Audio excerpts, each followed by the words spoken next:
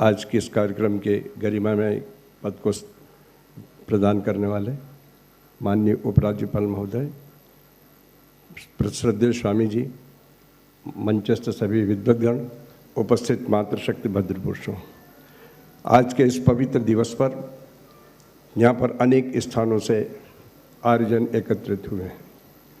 वास्तव में ये सम्मेलन इसलिए होना चाहिए कि ऋषि ने जो हमें मार्गदर्शन दिया, और जो मार्गदर्शन दिया वो ऐसा था जिसमें व्यक्ति से विश्व तक, समाज, अध्यात्म और राष्ट्र तीनों को महत्व दिया। शनै शनै उसमें कहीं थोड़ी सी कमजोरी आ रही है। हमें पूरा संकल्प के साथ में पुनः जोड़ना चाहिए कि राष्ट्र हमारा राष्ट्रीय धर्म है। आज लोगों ने धर्म को और राष्ट्र को अलग कर दिया, लेकिन हम सनातन धर्मियों के उसमें तो स्पष्ट है कि माता भूमि पुत्र अहम पृथिव्या, ये भूमि मेरी माँ है और मैं इसका पुत्र हूँ। माँ के ऊपर यदि कोई संकट आता है तो पुत्र चुपचाप कैसे बैठता है?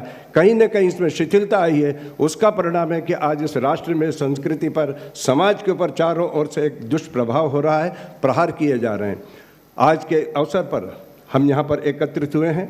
महर्षि दयानंद लोग, यदि हम किसी भगवान की पूजा करते हैं तो उस भगवान के आराध्य होकर उसके गुण हमारे में आते हैं, आना चाहिए। हम ऋषि देव दयानंद के शिष्य हैं, जिसने जीवन में केवल समाज और राष्ट्र के लिए, अध्यात्म के लिए अपना जीवन जिया। हम उसके माननीय शिष्य हैं। हम उसके उन आदर्शों को यदि मानते हैं तो हमारे में भी वो सारी चीज़ें एकत्रित होना चाहिए। आज एक आवश्यकता है, हम बहुत बड़ी संख्या में यहाँ एकत्रित हुए हैं। आज इस राष्ट्र को पहले से भी ज़्यादा 1875 में जब आर्य समाज की स्थापना की थी, उस समय की स्थिति बड़ी विपरीत थी।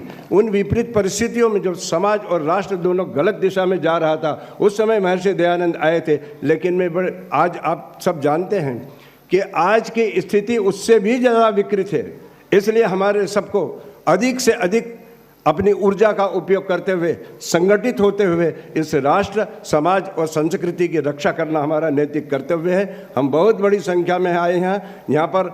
आज प्रसन्नता की बात है कि आज की इस सभा में हमारे मुख्य अतिथि उपराज्यपाल जी उपस्थित हैं। उनके समक्ष भी हम ये संकल्प लेके जाएंगे कि हम अपनी संस्कृति, समाज, राष्ट्र के लिए अपना योगदान यथाशक्ति पूरा सामर्थ्य से कार्य करेंगे, तभी इस सम्मेलन की सार्थकता होगी।